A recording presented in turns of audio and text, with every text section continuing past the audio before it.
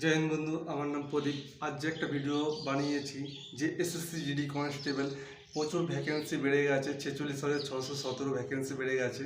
Good news. এটা কাদের জন্য? যাদের কম নম্বর পেয়েছিল, যাদের সিলেকশন হওয়ার আশাই ছিল না এবং শুধু মাঠে চান্স পেত, মেডিকেলে চান্স পেত, কিন্তু ফাইনাল সিলেক্টের জন্য চান্স ছিল না। তাদের চান্স এইবারে তোমাদের প্রচুর 100% গ্যারান্টি হয়ে গেছে, চান্স হওয়ার প্রচুর প্রবল সম্ভাবনা।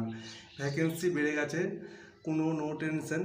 তোমরা ভালোভাবে ফিজিক্যালের জন্য প্র্যাকটিস করো এবং আমিও করছি। আমাদের ঘরে প্রচুর প্রবলেম, আমি বাইরেও কাজ করি এবং এইটার লাইনেও আমি যাচ্ছি, যে ফোর্স লাইনে, ডিফেন্স লাইনে। এবং আমার যেটা নলেজ আছে আমি ভিডিও বানিয়ে সেটা সবার কাছে, বন্ধুদের কাছে আমি শেয়ার করি। চলো, যাই হোক, ভ্যাকেন্সি বেড়ে গেছে এবং তোমরা ভালোভাবে প্রিপারেশান নিয়ে নাও ফিজিক্যালের জন্য। রেজাল্ট কবে আসতে চলেছে? রেজাল্ট তোমাদের এই মাসের লাস্ট না হলে তোমাদের জুলাই মাসে তোমার রেজাল্ট আসতে চলেছে। কেননা তোমাদের সিআরপিএফ ট্রেডসম্যানের যে ভ্যাকেন্সি আসছিলো না, ওইটা তো রেজাল্ট চলে আসছে। ওইটা তোমাদের জুলাই 7 তারিখ থেকে আগস্টের 10 তারিখ পর্যন্ত তোমাদের ফিজিক্যাল হবে। যারা হচ্ছে সিআরপিএফ ট্রেডসম্যানে যারা পাস করেছে, ওইটার জন্য সিআরপিএফ প্রচুর ব্যস্ত আছে।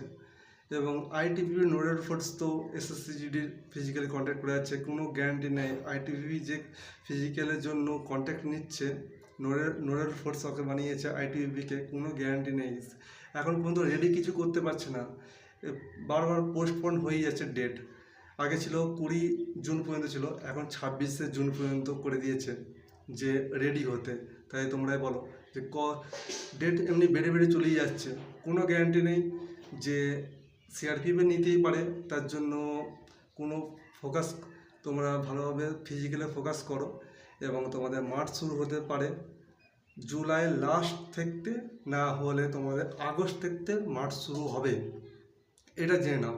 যদি ধরতাম, যদি তোমাদের এই মাসে 10 তারিখের আগে বা 15 তারিখের আগে যদি রেজাল্ট চলে আসতো, তাহলে বলতাম জুলাই মাসে মার্চ শুরু হবে।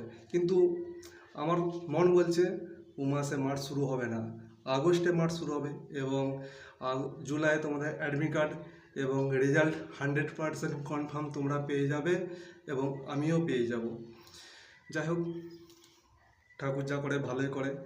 এবং এটাই মেন প্রবলেম, এত হচ্ছে রোদ গরম, মাঠের জন্য সবাই ভালো করে প্র্যাকটিসও করতে পারছে না।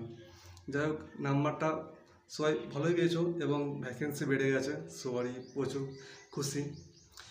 আজ এই ভিডিওটি এখানে শেষ করছি। যদি ভিডিওটি ভালো লাগে ভাইকে সাপোর্ট করবে, বন্ধুকে সাপোর্ট করবে। জয় হিন্দ।